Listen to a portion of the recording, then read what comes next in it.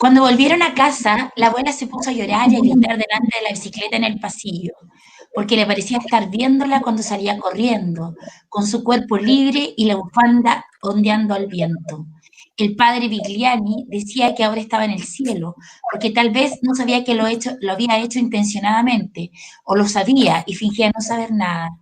pero los chicos no sabían muy bien si el cielo existía de verdad, porque el abuelo decía que no y la abuela decía que sí, y la madre una vez había dicho que no existe el cielo con angelitos y música bonita, sino que los muertos van a un lugar donde no se está ni bien ni mal y donde no se desea nada, y como no se desea nada, descansan y están en completa paz.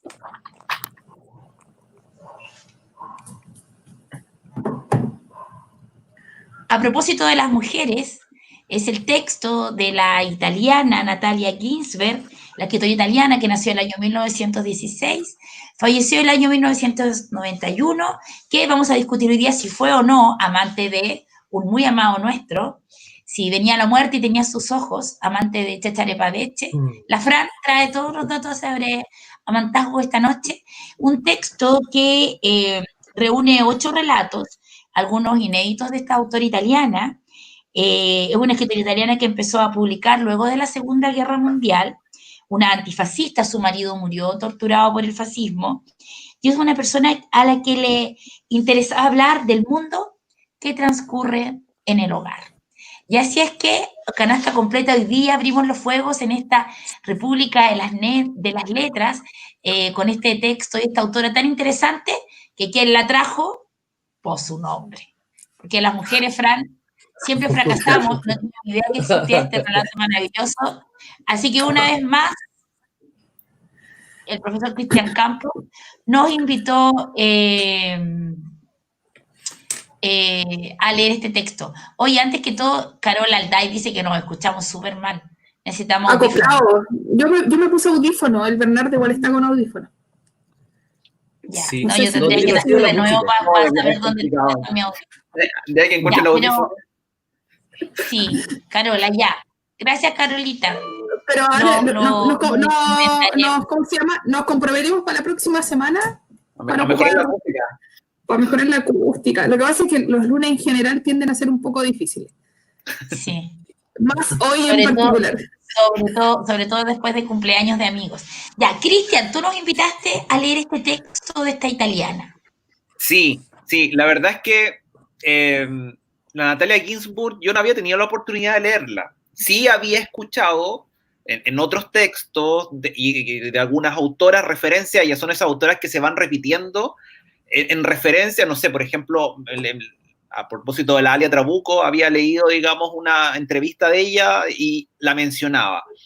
Entonces es esa lista que tú vas diciendo, oye, voy a profundizar por ahí, voy a buscar en algún momento esa autora y la vaya anotando, y la tenía dentro de mis listas, y me pareció que este era el mejor momento para poder conversarlo con ustedes. Esa es mi motivación.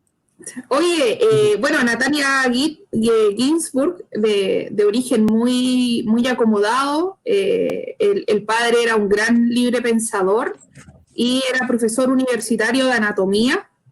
El padre y los tíos estuvieron procesados por estas como leyes antifascistas en Italia.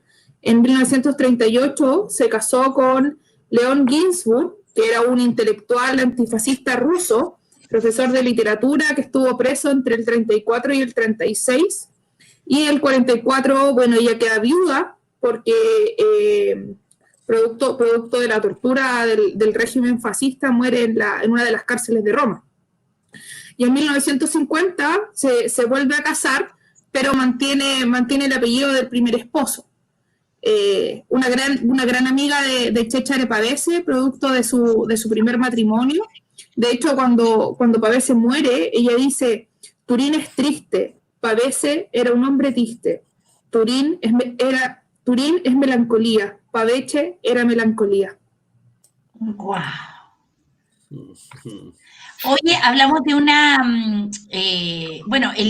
este texto, bueno, ella tiene harto texto canónico, ¿ah?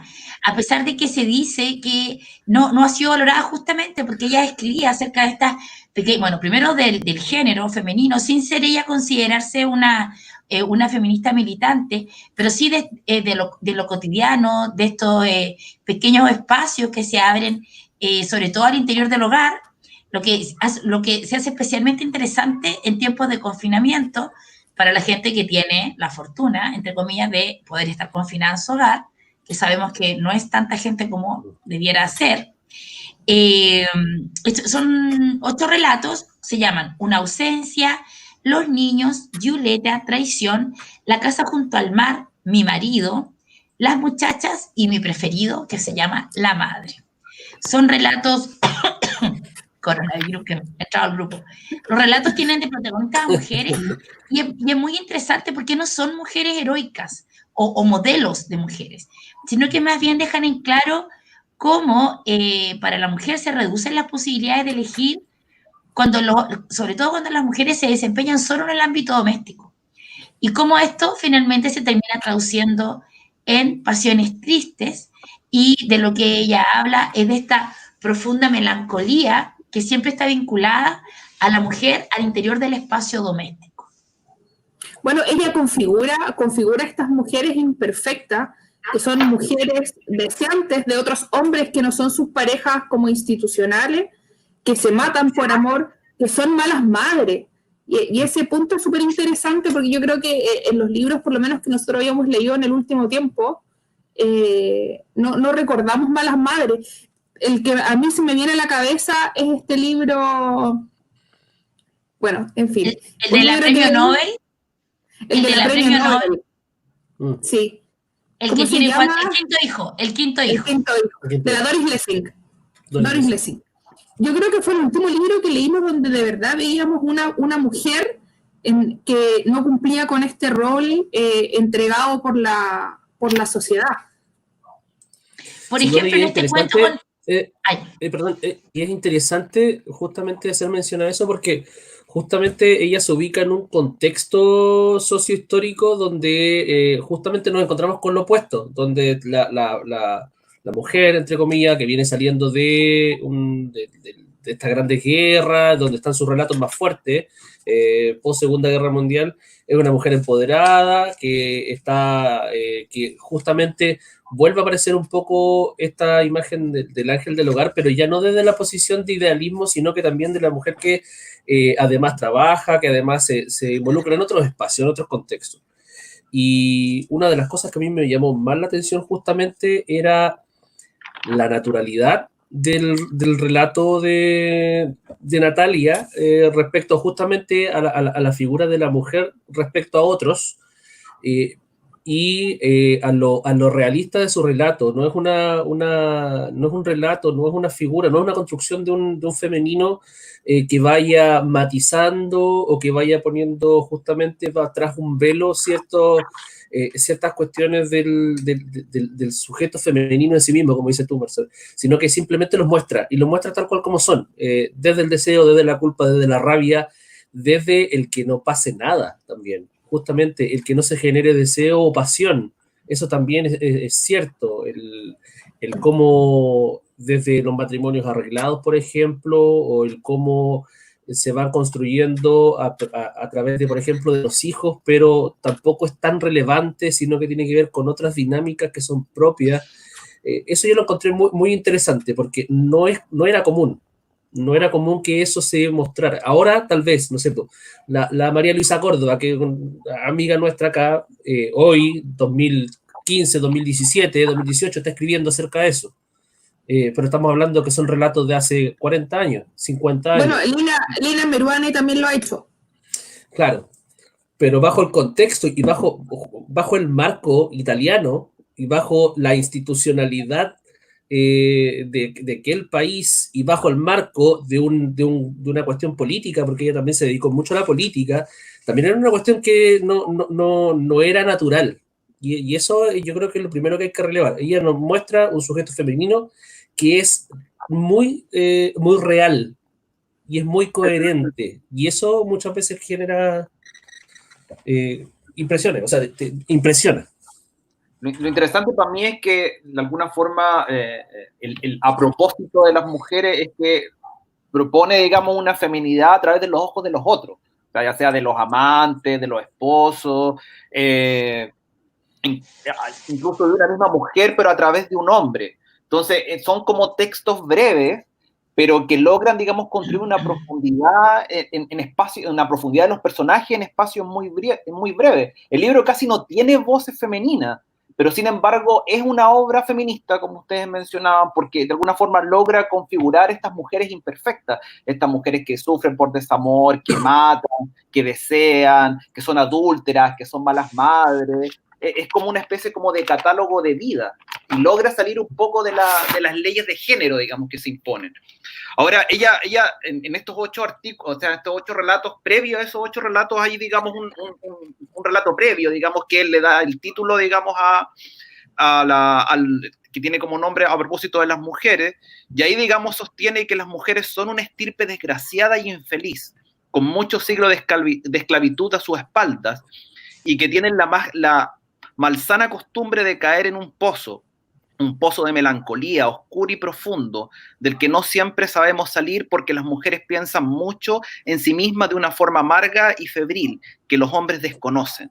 Entonces ahí de alguna forma para mí no se trata de alguna forma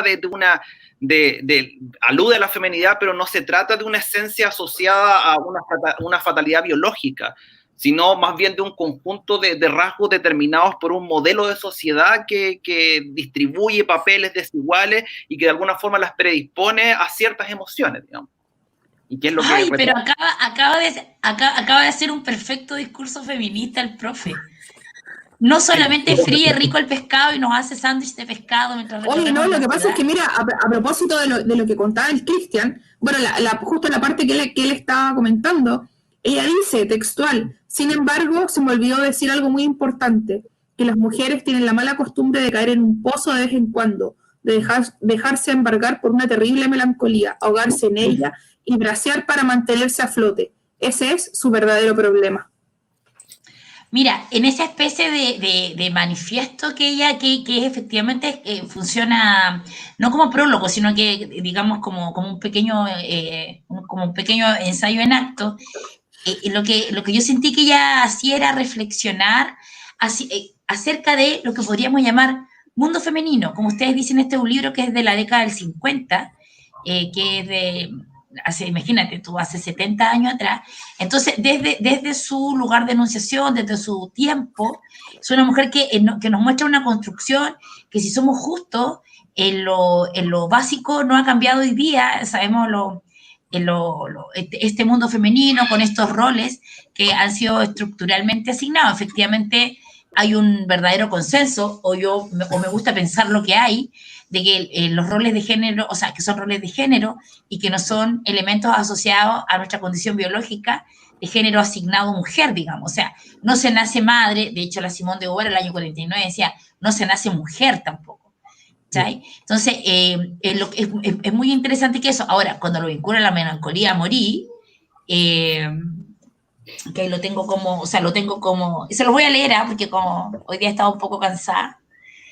O sea, ponte tú lo que me surgió de esta especie de prólogo que ella tiene, dice que, o sea, yo lo que sentí es que ella de algún modo muestra esta tradición de sometimiento que hemos tenido las mujeres, claramente, y por eso está esta mirada de los otros, ¿cierto? O sea, solamente me constituyo a través, Sartre decía, el infierno es el otro, en relación a que el otro es la mirada que yo tengo acerca de mí, ¿cierto? Y eso siempre va a tener una complejización mayor.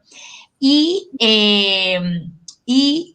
bueno, y que no importa, además, y esto me pareció brillante, que no importa lo que hagamos, siempre estaremos ahí condicionada, o sea, con nuestra libertad condicionada. O sea, no importa lo que hagamos, porque como nuestra mirada está fundamentalmente constituida por el otro, y está esta pulsión de que en el fondo es que este otro o me ame, o me desee, o me mire, ¿cierto? En el caso también ella hace en su obra todo un trabajo respecto de los cuerpos de las mujeres. O sea, cómo los cuerpos están asociados al tema cultural, que también es algo que hemos tratado. Entonces, en definitiva, ella apunta a una cuestión que es muy interesante en el caso de las mujeres, y es que podemos tener dinero o no, podemos casarnos o no, podemos ser madres o no, pero en definitiva siempre nos va a embargar esta sensación de que estamos mal en este mundo. ¿Te fijas? Bueno, y eso está claramente determinado porque el absoluto es el género hombre y nosotras somos el otro de ellos. Entonces, y además en esta sensación de complementariedad, de cumplir con este rol de tener este otro que me tiene que validar.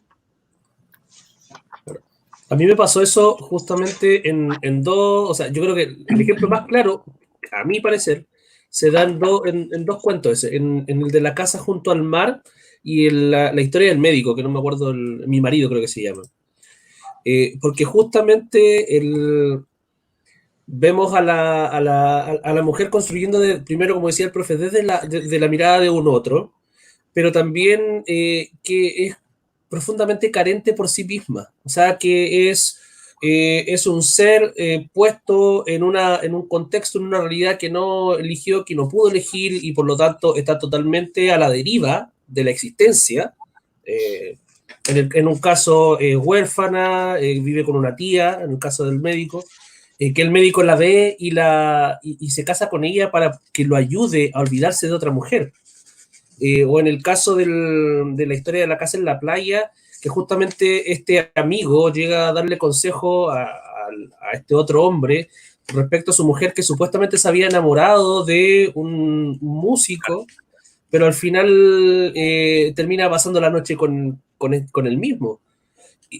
Y finalmente se muestran, y que a mí me pareció un poco brutal la forma de representarlo. Son mujeres que no tienen decisión, que dependen de emocionalidades, que justamente están fracturadas o fragmentadas en cuanto a todo lo que ocurre alrededor suyo. O sea, incluso que llegan a niveles de carecer de voluntad propia. Porque, por ejemplo, en el caso de la historia del médico y esta niña, ella era pobre, lo único que sabía, entre comillas, era dedicarse a su casa, era relativamente feliz, pero tampoco lo amó nunca. El médico se veía con esta otra muchacha que también era pobre, y esta chica también estaba ahí, termina muriendo. El tipo cuando sabe que la mujer se muere en el embarazo, se muere ella y el hijo, se pega un balazo. Y por lo tanto, esta chica que era de una u otra forma la protagonista de la historia, ni siquiera tenía un valor por sí misma. O sea, no importaba lo que pasara con ella. O sea, nada tenía sentido, incluso en la imagen de cómo se representa en esta gran casona antigua, ella sola, sin saber qué hacer en ese espacio, después de que el marido se había pegado un tiro por otra mujer. Era como que todo cae en ese sinsentido. A mí me pasaba que todos los protagonistas como que tenían, comparto lo que decís tú, como hay un extrañamiento del mundo, como son personajes como extraños, o sea, que les parece lo que les sucede es extraño, la maternidad, el amor, el matrimonio, los hombres, y constantemente se ven como insertas en un mundo en que no saben qué hacer, y tienen como que rehacer este aprendizaje como desde cero, digamos, desde una construcción nueva del cuerpo, no sé si me hago entender.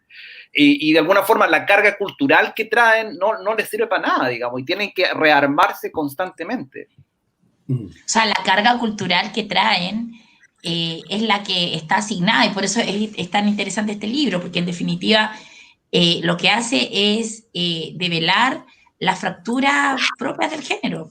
O sea, y en ese sentido aplica absolutamente este sentido que se da ahora la literatura, de cómo a través de la ficción somos capaces de entender en la realidad, porque esto claramente no es fantasía. O sea, yo, como decía el Bernardo, son de corte bastante realista en la construcción, sobre todo de las mujeres, porque ese es como el tópico, sí, de la mujer sometida al espacio doméstico, ¿cierto?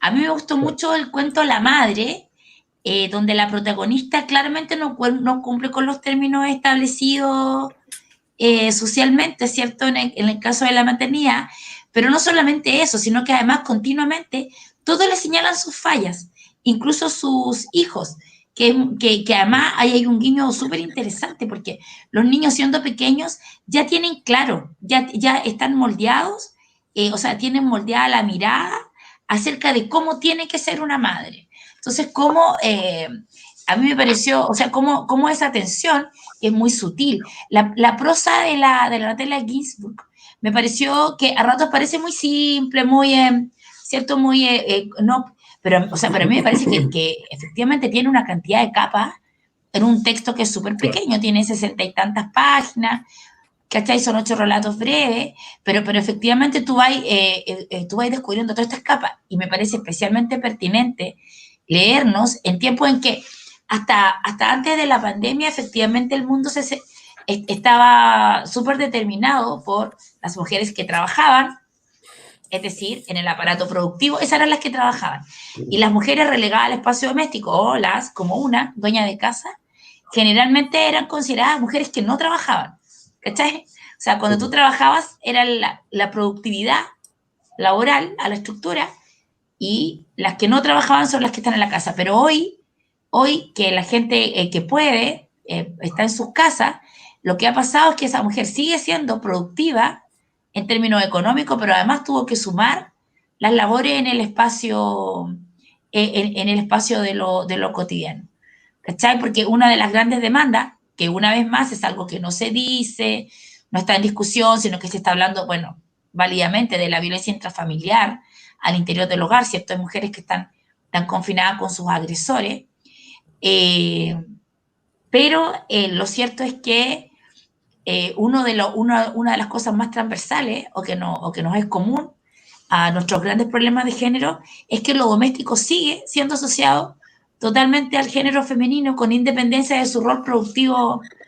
Ella dice en una entrevista que cuando uno piensa en el hombre, piensa en este hombre joven o viejo, leyendo el periódico, sentado en un sillón. Esa es la imagen que a uno le viene naturalmente del hombre.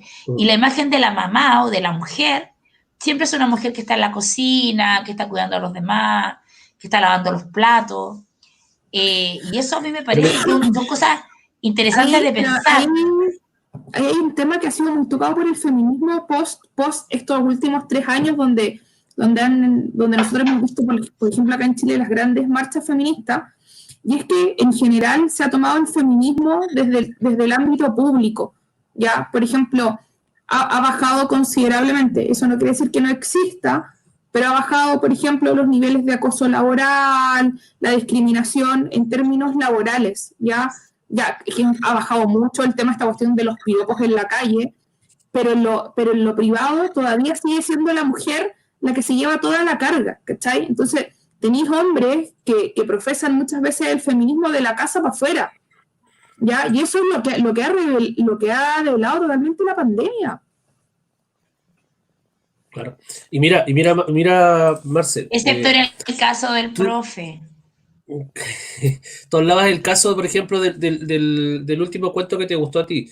Y justamente que fue una de las cosas que a mí que me llamó la atención de este libro de Natalia Ginsburg, fue que justamente nos presenta una mujer que está totalmente subyugada por sus hijos, por su familia, que la juzgan, todo lo que tú mencionabas. Y por otra parte, nos encontramos con otra historia, que está una de las primeras, que se llama Los Niños, donde existe la figura que es desde lo opuesto, donde se muestra desde la visión de estos dos hermanos, que son pequeños, que justamente ocurre lo opuesto. La madre, la mujer, es la figura de poder, la que manda, la que genera temor.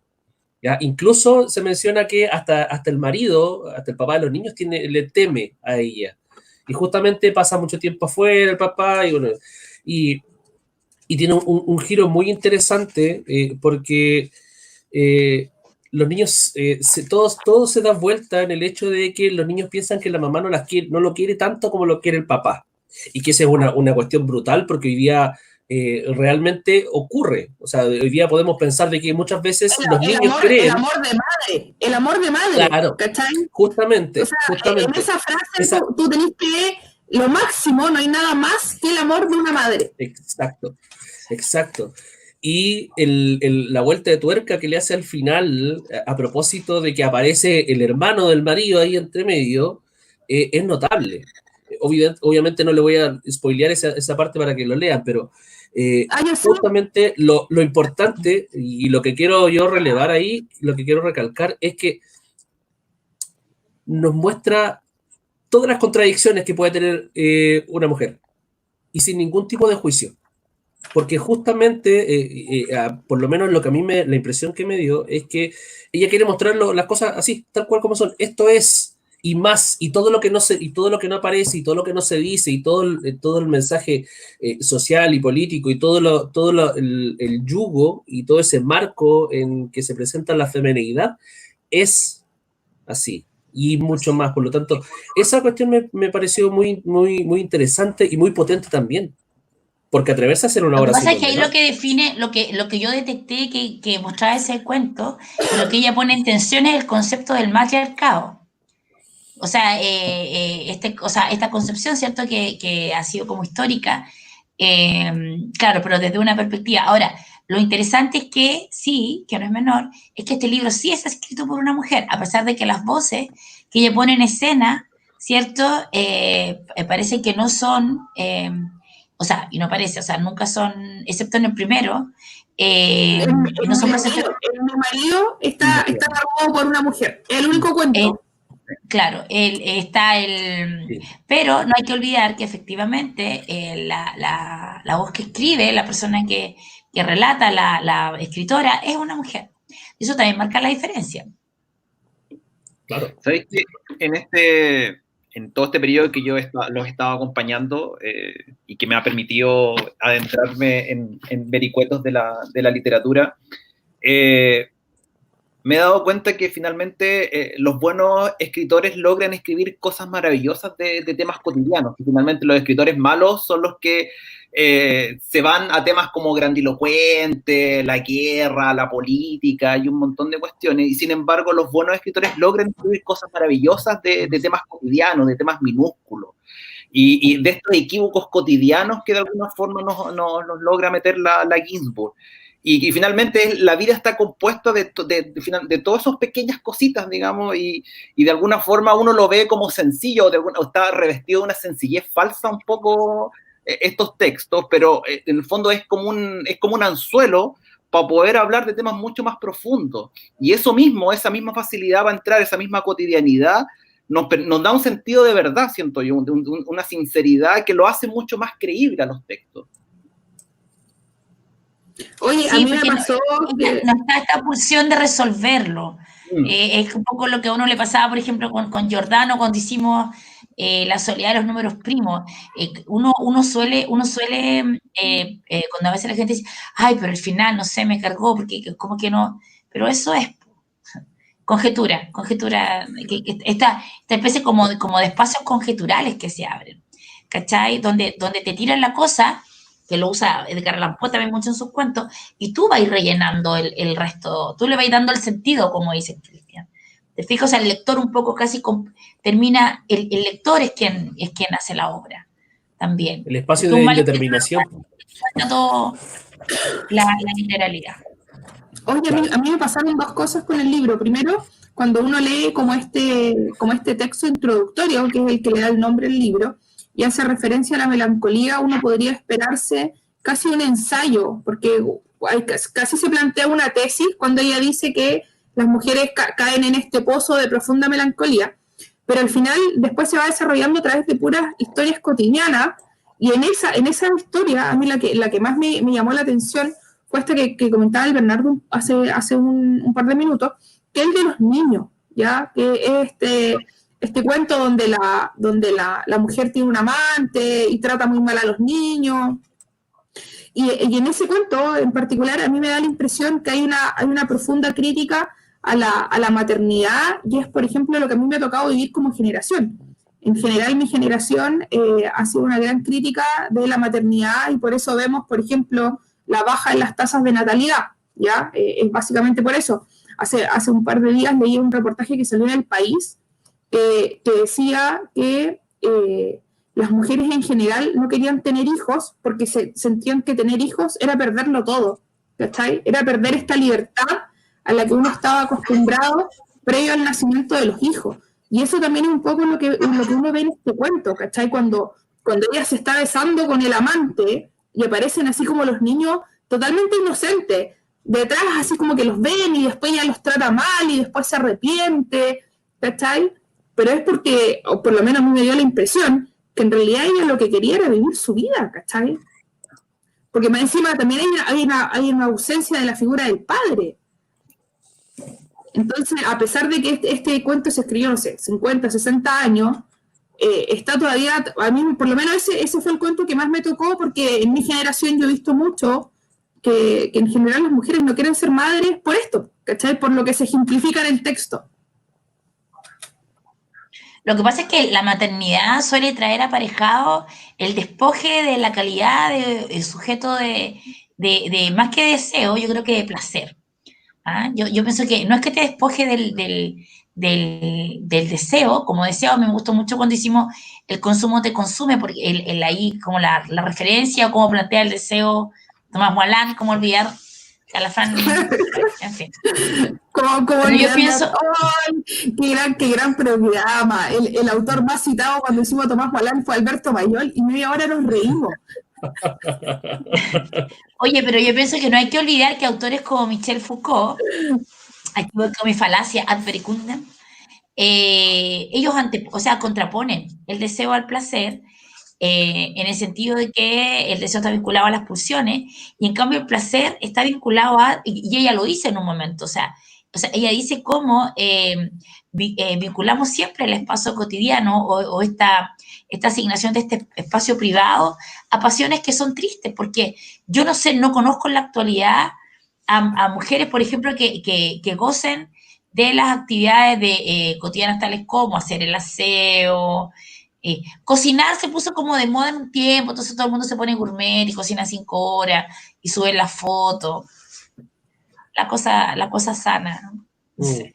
Pero efectivamente, lo que pasa con la maternidad es que te despoja de tu calidad de esta mujer que también está en la búsqueda del placer. Es que justamente es lo que ha ocurrido, y lo que decía la Fran recién, como a propósito de ciertas dinámicas propias que se han instalado en la sociedad respecto a la mujer, respecto a lo femenino, se le va despojando de ciertas cosas, se le van quitando, se van limitando, se van cortando.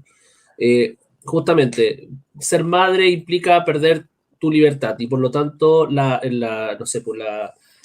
crianza compartida o equilibrada entre hombre y mujer no existe, porque la madre siempre tiene que estar ahí, y si no hay juicio de por medio, juicio social, de todo. Y así va ocurriendo con un montón de otras cosas. Uno lo ve desde la distancia con sus propias madres, pero justamente hay un montón de cosas que también se nos van o desconocemos justamente porque pasa también lo que nos muestra ella en sus personajes. Mucho también está oculto dentro de sus propios discursos porque no son capaces ni siquiera de verbalizarlo, ¿ya? Salvo en situaciones más bien extremas, cuando, no sé, cuando uno de los... cuando vuelvo al tema del personaje del doctor, cuando ella le grita al doctor que en realidad sí estaba celosa y que sí realmente le estaban pasando cosas con esta otra mujer y que tenía que irse. Justamente esa capa que va cubriendo ciertas cuestiones no permiten llevarlo más allá. Hoy se están viendo más, pero complicado. Oye, pero sobre todo cuando uno tiene que hacer ese ejercicio.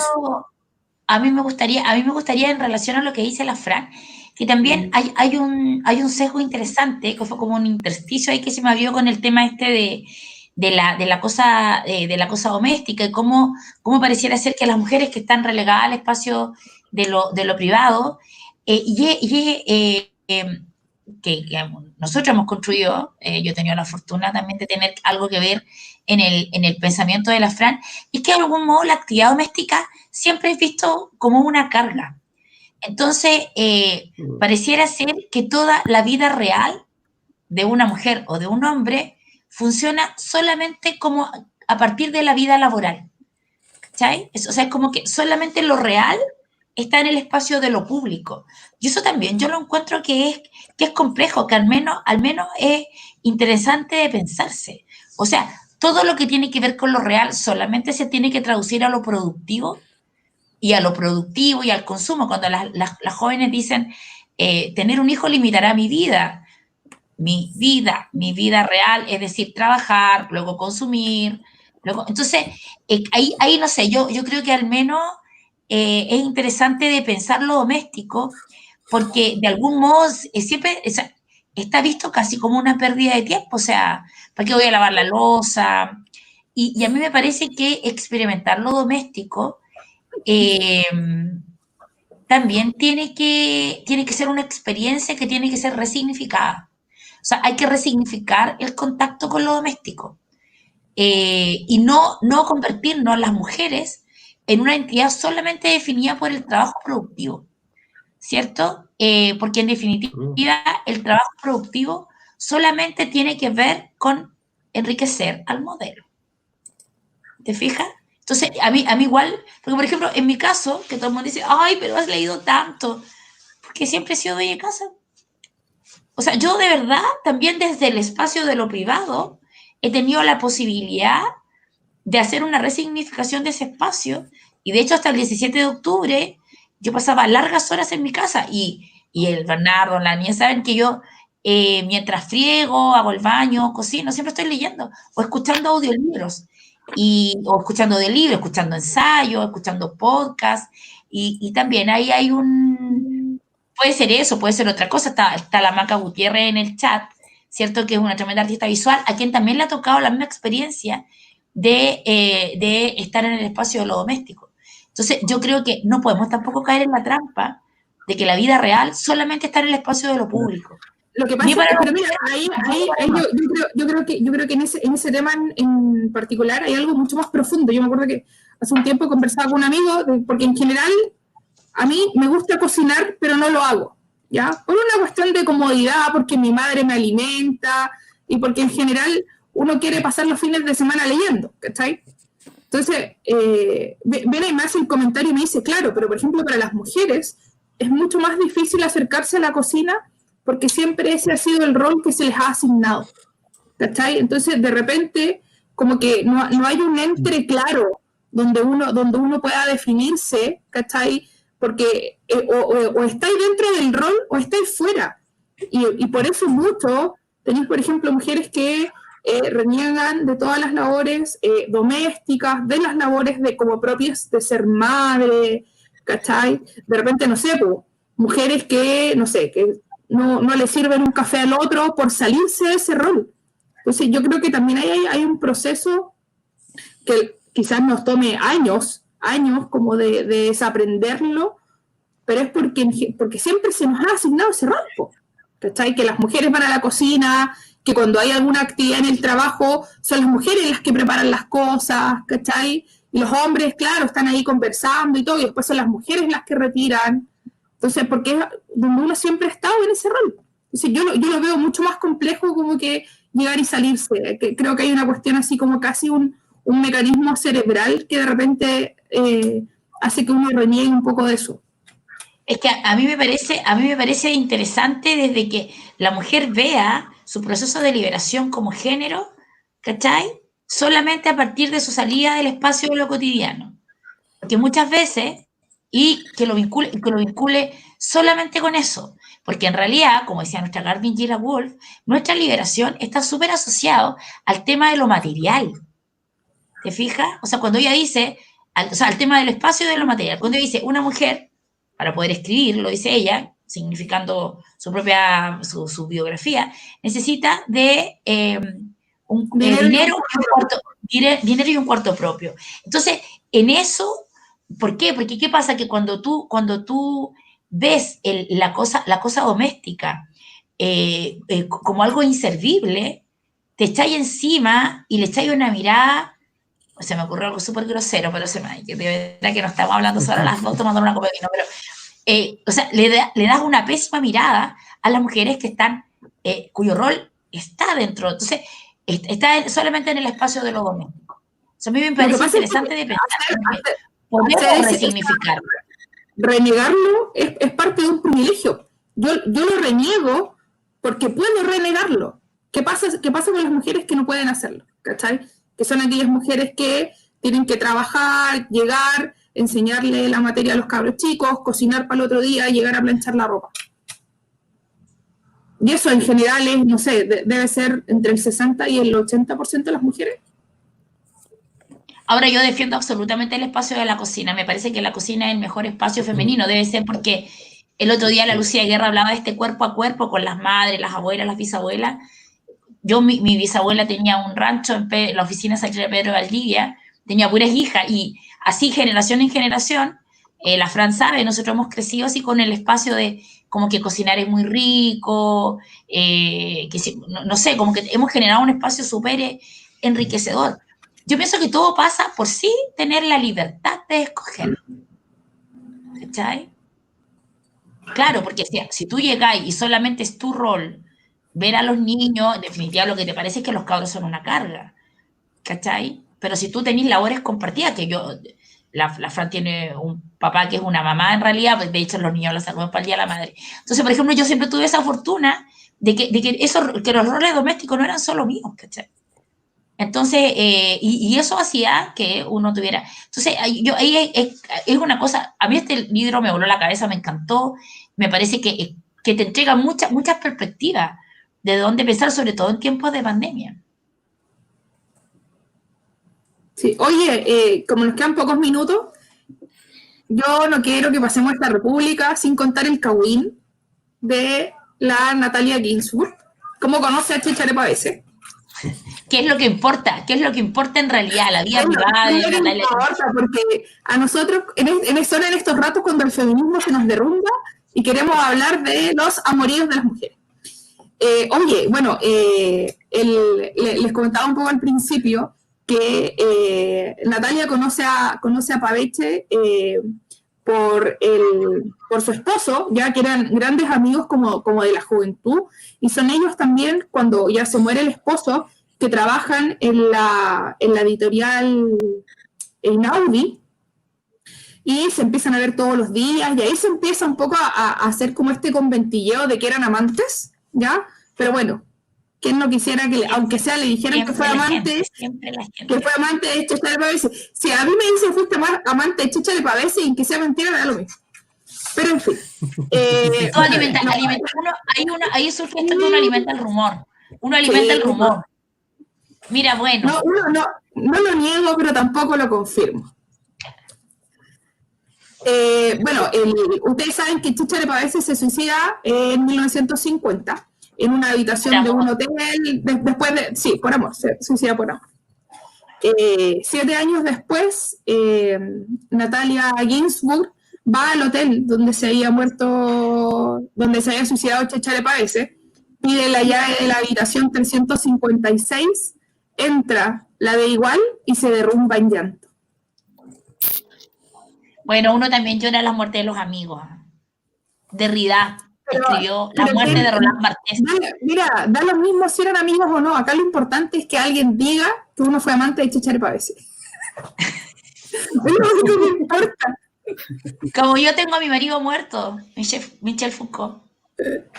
Ya, mira, a mí esta me encantó, súper recomendable, y a mí me parece que es súper interesante reflexionar acerca de el valor absoluto que se le da a la mujer en el rol productivo desde la economía productiva. ¿Cachai? Esa para mí fue como lo que pondría en tensión. Profe.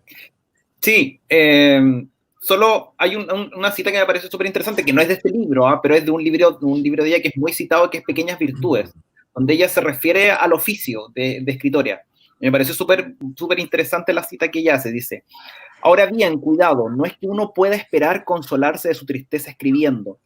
Uno no puede abrigar la ilusión de que el propio oficio lo acaricie y lo acune.